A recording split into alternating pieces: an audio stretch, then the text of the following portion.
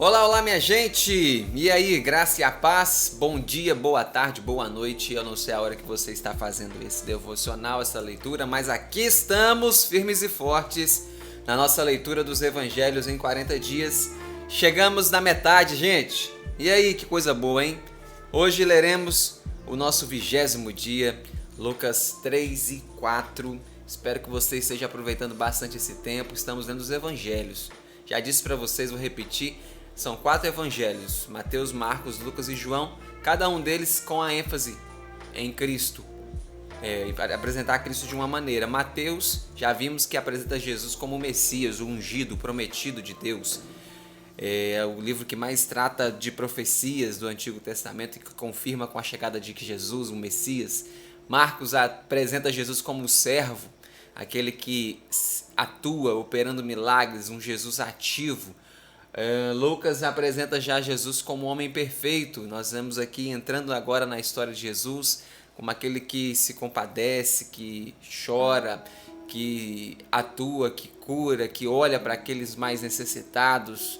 Um Cristo que nasceu num lugar simples e tem o seu ápice, a sua ascensão na sua ressurreição, enfim. E aí João apresenta Jesus como o Filho de Deus. Vem comigo, hoje nós leremos Lucas capítulos 3 e 4 e se Deus quiser, será uma bênção. Deus te abençoe, sem distração, e vamos lá. Venha comigo, Lucas capítulo 3.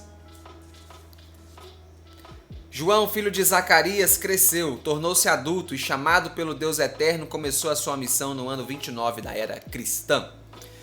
Nesta época, o imperador Tibério estava no 15º ano do seu governo em Roma.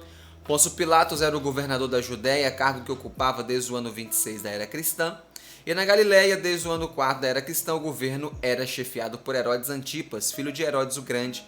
Filipe, seu irmão, governava a região da Itureia e Traconites, que ficava localizada na Jordânia. A Lisânias II, que não era da família de Herodes, comandava Abilene, a 80 quilômetros de Damasco, na Síria. Em Jerusalém, a função de sumo sacerdote era exercida oficialmente por Caifás desde o ano 18 da era cristã, mas a liderança continuava nas mãos do sogro, Anás, mesmo após ter sido deposto no ano 15 da era cristã.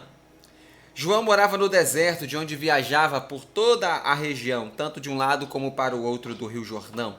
Ele pregava a necessidade do arrependimento para o perdão dos pecados e batizava os que aceitavam a sua mensagem. Sobre ele, o profeta Isaías dissera: Eis que pregará a voz do deserto,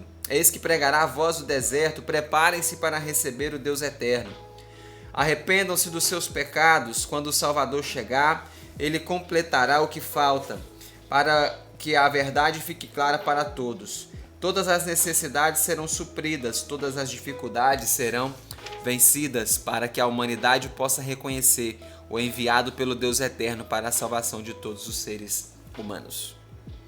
Resumidamente, a mensagem de João Batista a todos que o procuravam para ser batizados era o seguinte: vocês são cobras venenosas.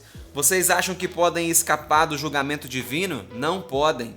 Vocês precisam se arrepender e viver de um modo que mostre que se arrependeram. Não adianta ficarem orgulhosamente dizendo: Abraão é o nosso pai. Na verdade, é o próprio Deus Eterno que diz quem é o filho dele, não a tradição religiosa. Ele também pregava.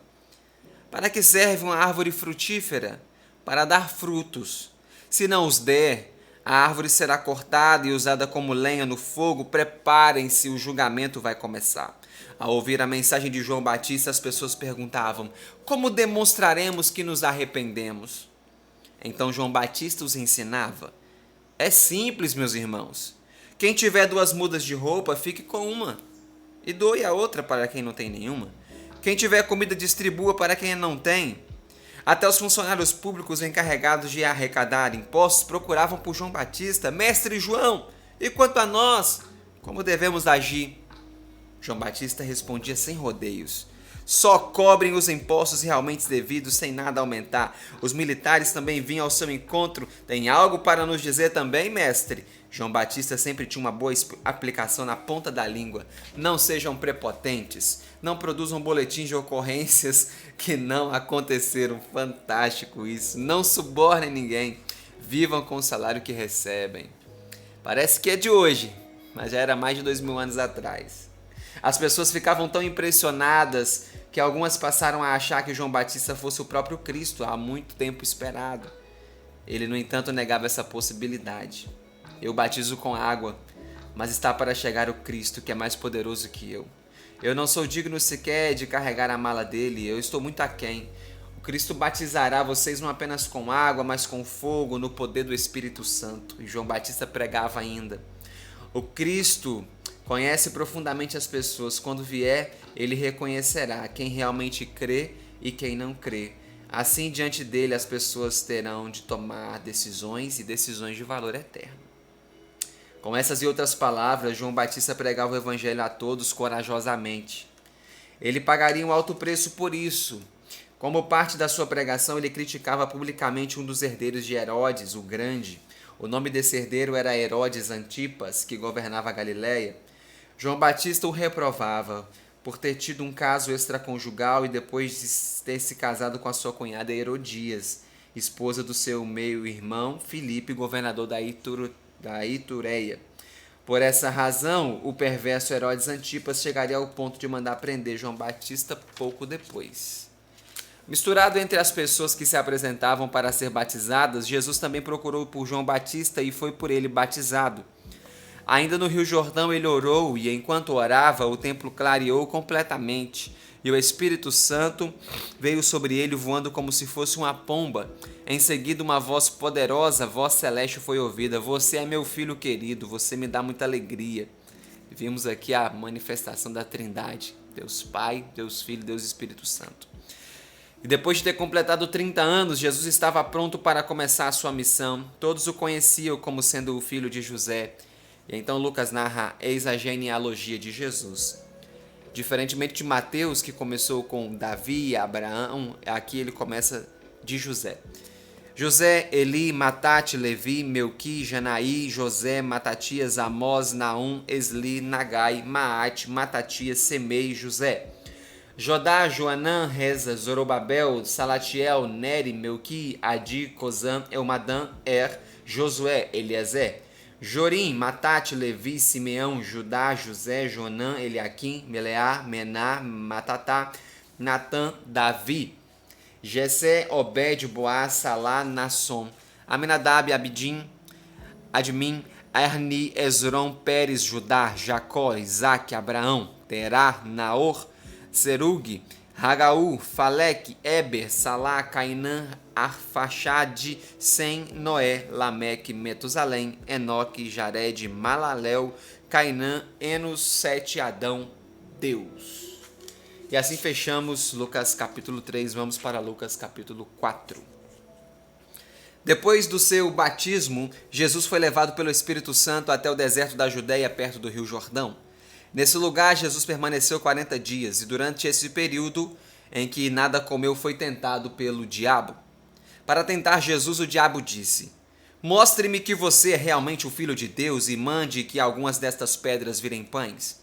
Jesus, porém, respondeu: está escrito em Deuteronômio 8,3 que o ser humano não precisa apenas de pão. Não satisfeito, o diabo contra-atacou.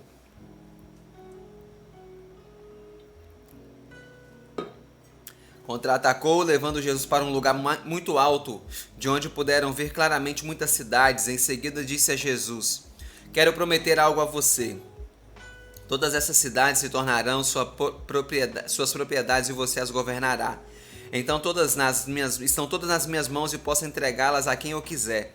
Então, se você me adorar, eu lhe entregarei todas estas cidades e você será muito poderoso. Jesus, porém, respondeu: minha resposta está nas Escrituras. Especificamente Deuteronômio 6,13, adore ao Deus eterno, verdadeiro soberano, e diante dele, apenas diante dele, se curve. Em mais uma tentativa, o diabo levou Jesus para o lugar mais alto do templo, em Jerusalém, e disse: mostre-me que você é mesmo o Filho de Deus e se jogue daqui de cima. Também sei o que está nas Escrituras. Está escrito: você dará ordem a seus anjos e eles os guardarão. Está escrito também: eles pegarão você com as mãos, de modo que você não tropeçará nas pedras. Jesus, porém, respondeu: mas também está escrito em Deuteronômio 6,16: não tente o Deus eterno, soberano de todas as coisas. Depois de tentar Jesus, o diabo se afastou à espera de algum outro momento para atacar de novo. Depois desses 40 dias, Jesus, inspirado pelo Espírito Santo, voltou para Cafarnaum, na Galileia. A fama dele se espalhou rapidamente. Quando ele ensinava nas sinagogas, todos o elogiavam. Algum tempo depois, Jesus saiu de Cafarnaum e foi para Nazaré, cidade também na Galileia, onde vivera a sua infância e a sua adolescência. Era seu costume participar da sinagoga local. Num sábado, ele foi à sinagoga de Nazaré. Na hora da leitura das Escrituras, o dirigente lhe deu para ler um trecho da profecia de Isaías. Jesus desenrolou o pergaminho em forma de rolo e encontrou a seguinte passagem: O Espírito Santo do Deus Eterno está sobre mim. Ele me enviou para evangelizar os pobres, anunciar liberdade aos presos, devolver a visão aos cegos e libertar os oprimidos, proclamando assim o tempo da graça do Deus Eterno. Tendo terminado a leitura, Jesus enrolou o pergaminho, entregou ao auxiliar, chamado Shazam pelos judeus, do dirigente da reunião, e voltou para o seu lugar. Todos ficaram olhando fixamente para ele e Jesus então disse: O que vocês acabaram de ouvir nas Escrituras acabou de se cumprir. Que coisa tremenda! Todos ficaram maravilhados com Jesus porque as suas palavras eram cheias de graça do Deus Eterno. Depois disso, algumas pessoas tentaram humilhá-lo. Ele não tem nada de especial. Nós conhecemos o seu pai, é José. Jesus respondeu: Daqui a pouco vocês citarão um antigo provérbio, aquele que diz: médico, cure a si mesmo. Depois se lembrarão dos milagres que fiz em Cafarnaum e pedirão para fazê-los aqui também. Jesus prosseguiu: Eu não estou surpreso, eu sei que nenhum profeta é reconhecido em sua própria cidade. Então deu um exemplo. Lembram-se do profeta Elias? No tempo dele havia muitas viúvas sofrendo em Israel, especialmente no tempo da seca que durou 3 anos e 6 meses e matou muita gente de fome, como lemos em 1 Reis 17, de 8 a 24. O Deus Eterno não enviou Elias para socorrer as viúvas de Israel, mas a uma viúva na cidade estrangeira de Sarepta, perto de Sidom, no Líbano. Jesus deu ainda outro exemplo. Lembra-se do profeta Eliseu? Ao seu tempo havia muitos doentes da pele em Israel, mas como lemos em 2 Reis 5, de 1 a 19, o Deus Eterno o enviou para curar Naamã, que era sírio e não israelita. Todos entenderam o que ele quis dizer e ficaram furiosos. Eles se organizaram e expulsaram Jesus dali, levando-o ao lugar mais elevado da cidade. O objetivo deles era jogá-lo lá de cima, mas ele conseguiu escapar. Jesus então voltou para Cafarnaum, também na Galiléia. Estando lá, foi à sinagoga ensinar. As pessoas gostavam de ouvi-lo porque percebiam sua profundidade e sinceridade. Num sábado, entrou na sinagoga um morador que estava possuído por um demônio terrível, que desafiou publicamente Jesus. Ei, Jesus! O que você quer conosco? Fala, Nazareno! Está a fim de nos derrotar? Mostra que você é mesmo o Filho querido de Deus. Jesus, porém, repreendeu o demônio. Cala a boca e saia desse homem agora. O demônio dominava aquele morador a tal ponto de o jogar no chão, mas nesse dia saiu dele imediatamente sem o machucar.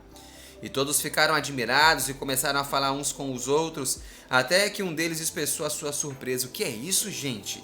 Quem consegue desafiar assim os demônios? Outro mencionou admirado. Quem manda um demônio sair, o demônio sai. Cada vez mais a fama de Jesus se espalhava por toda a Galileia. Assim que saiu da sinagoga, Jesus foi chamado à casa de Simão Pedro, cuja sogra estava muito doente, com uma febre muito alta que não passava. Jesus entrou e mandou a febre ir embora. A mulher ficou boa, levantou-se e passou a servir comida a todos os presentes. Com a fama de Jesus correndo pela região, logo muitos vieram ao seu encontro, trazendo enfermos com diferentes tipos de doenças. Jesus impôs suas mãos sobre os doentes e os curou. Ele libertou muitas pessoas possuídas por demônios, muitos do que saíam correndo aos gritos: Ei, Jesus, você mesmo é o Filho de Deus! Jesus, no entanto, repreendia os demônios, ordenando-lhes que ficassem quietos. Os demônios sabiam que ele era o Cristo. Jesus, porém, não queria que revelasse a verdade naquele momento. No dia seguinte, de madrugada, Jesus saiu de Cafarnaum e foi para um lugar afastado. Muitas pessoas procuravam por ele. Quando o encontraram, imploraram para que ele continuasse em Cafarnaum. Jesus, porém, respondeu: Eu preciso anunciar o evangelho da graça de Deus em outras cidades também. Eu fui enviado para isso. E ele continua sua missão pregando também na Judéia, E assim nós finalizamos o nosso dia 20. Já vou marcar aqui o meu. Lucas 3 e 4 amanhã, dia 21, Lucas 5 e 6. E assim nós vamos, 7, 8, 9, 10, 2 capítulos até a gente fechar o evangelho de Lucas. Observem os detalhes de Lucas. Perfeito. Amanhã espero você nesse mesmo lugar, nesse mesmo canal. Que Deus possa te abençoar. Compartilhe esse link. Tenha um ótimo dia, uma ótima noite para você. Tira um tempo para orar, meditar na palavra de Deus. E amanhã eu espero você aqui. Valeu? Tamo juntos. Um abraço. Fiquem com Deus.